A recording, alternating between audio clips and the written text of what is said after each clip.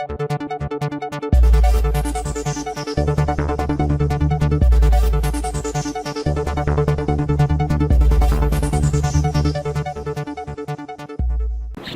स्वागत है आपका एमपी न्यूज में। मैं हूं आपके साथ शालिनी। आइए बढ़ते हैं आज की बड़ी खबर की ओर। आलमनगर व चौसा प्रखंड को बाढ़ प्रभावित क्षेत्र घोषित करने की मांग। आलमनगर बघीपुरा कोसी नदी के जलस्तर में वृद्धि से आलमनगर और चौसा प्रखंड के अधिकांश गांव बुरी तरह प्रभावित हो गए हैं। बाढ़ का पानी घरों, खेतों और सड़कों तक घुस आने से लोगों की दिनचर्या ठप हो गई है। ग्रामीणों के सामने भोजन, रहने की व्यवस्था और मवेशियों के चारे की गंभीर समस्या खड़ी हो गई है। ग्रामीण समस्याओं को लेकर समाज सेवी विनोद आशीष ने सरकार और प्रशासन से मांग की है कि आलमनगर और चौसा को पूरी तरह आपदाग्रस्त क्षेत्र घोषित किया जाए ताकि प्रभावित परिवारों को राहत और मुआवजा समय पर मिल सके। उन्होंने कहा कि दर्जनों पंचायतें बाढ़ से बुरी तरह डूब चुकी हैं, लोगों के घर उजड़ रहे हैं और फसलें पूरी तरह बर्बाद हो रही हैं। कई इलाकों में तो लोग नाव या अस्थायी साधनों से आवाजाही करने को मजबूर हैं। विनोद आशीष ने प्रशासन से तत्काल राहत शिविर खोलने, मेडिकल टीम तैनात करने और पशुओं के लिए चारा उपलब्ध कराने की मांग रखी। उन्होंने चेतावनी दी कि यदि त्वरित कदम नहीं उठाए गए तो हालात और भयावह हो सकते हैं। ग्रामीणों ने भी शासन प्रशासन से गुहार लगाई है कि ये बाढ़ प्रभावित गाँव में तुरंत पहुंचकर राहत सामग्री और आवश्यक सुविधाएं उपलब्ध कराएं। Bureau chief Gulfaraz Sheikh, Madhepura. आलमनगर विधानसभा के सभी माननीय अभिभावक, माता, भाई बहन और आजाद आलमनगर परिकल्पना में हमारे साथ कदम से कदम मिलाकर एक नए आलमनगर की रचना करने वाले सभी संघर्षी साथी को मेरा प्रणाम।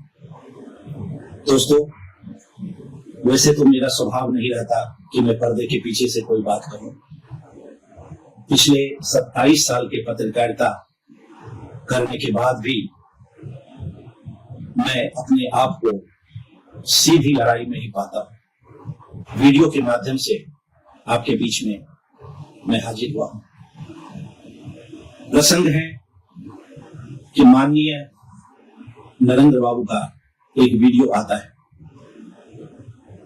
और उस वीडियो में उनके द्वारा जो भी वक्तव्य दिए गए हैं, मैं इस बातचीत में सिर्फ वही बात रखूंगा। बहुत खुशी हुई है कि वो 2 बार बाढ़ पीड़ित इलाके में सम्मानित साथियों के साथ दौरा किया। दूसरी बात कि 20 दिन बीत जाने के पश्चात भी आज तक हमारे किसी भी बाढ़ पीड़ित भाइयों के पास न तो कोई राहत सामग्री पहुंची है, न पशुओं का चारे की व्यवस्था हुआ है और स्वास्थ्य सेवा की बात थी तो छोड़िए। तीसरी सबसे महत्वपूर्ण बात कि 30 साल सरकार में रहने के बाद भी हमें यह ज्ञात हुआ कि माननीय मुख्यमंत्री से इनकी फोन पे भी बात नहीं होती है। सबसे बड़ी बात उन्होंने जो अपने वीडियो में कहा कि माननीय मुख्यमंत्री जी ने हवाई दौरा किया, सीधा गलत, क्योंकि वो भागलपुर के नाथनगर के इलाके में हवाई दौरा किया था। आलमनगर के इलाके में माननीय मुख्यमंत्री जी का कोई दौरा नहीं हुआ। खैर चलिए, मान लेता हूं कि उन्होंने सीमावर्ती क्षेत्र में दौरा किया भी। तो साहब आप ये बताएं, माननीय मंत्री जी के ही वक्तव्य के अनुसार कि मधेपुरा जिला की किसी भी फसल को लिस्टेड ही नहीं किया गया। उन्होंने धान की बात की। साहब को याद दिलाना चाहूंगा कि ये मक्का का भी क्षेत्र है। कम से कम मक्के के बारे में आपको तो जानकारी है ही, तो उन किसानों से क्या बैर। हमारे लिए दुर्भाग्य की बात है कि हमारे माननीय 30 साल होने के बाद भी, इतने अनुभवी होने के बाद भी आज अधिकारियों के पास गिरगिरा रहे हैं। अरे बाढ़ पीड़ितों को आप क्या राहत दे पाएंगे?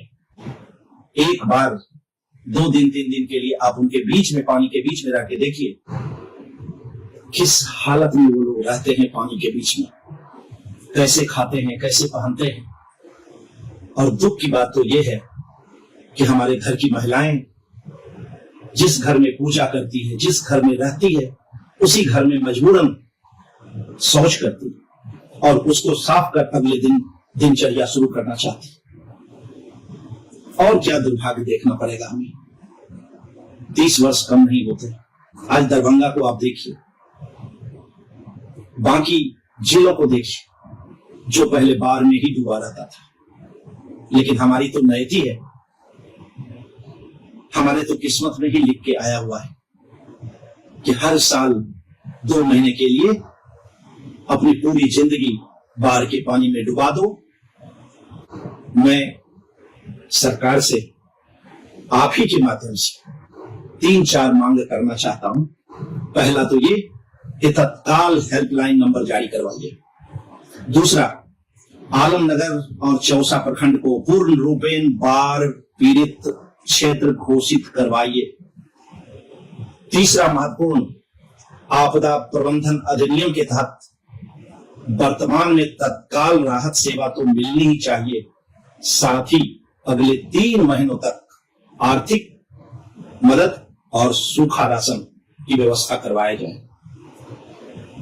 हमें दुख होता है कि जब आप बाबा विश्वनाथ मंदिर के मंच पे गर्व से कहते हैं कि मैं इस क्षेत्र का निवासी हूं, जिस पशुपालकों के भगवान बाबा विष्णु हैं, उनके लिए अस्पताल की बात तो छोड़ दीजिए, चारा तक नहीं। हम बड़ी बड़ी बात करना छोड़ दें साहब। अब आलमनगर के सभी साथी इस बात की लड़ाई लड़ रहे हैं, इस बात की आवाज उठा रहे हैं कि आजाद देश के अंदर क्या आलमनगर आजाद है? बाढ़ से, भय से, भ्रष्टाचार से, बेरोजगारी से और किसानों की बदहाली से, महिलाओं के कुपोषण से जवाब तो देना ही पड़ेगा आपको। क्योंकि सरकार के दूत आप हैं, तो हमारी पूरी आशा, उम्मीद और प्रश्न भी आप ही से होगा। बहुत बहुत धन्यवाद। खबरों में अब तक के लिए बस इतना ही। फिर होगी आपसे मुलाकात, तब तक के लिए नमस्कार और देखते रहिए एमपी न्यूज। ऐसे ही लेटेस्ट अपडेट पाने के लिए हमारे चैनल को सब्सक्राइब करें और तुरंत नोटिफिकेशन पाने के लिए बेल आइकन दबाना न भूलें।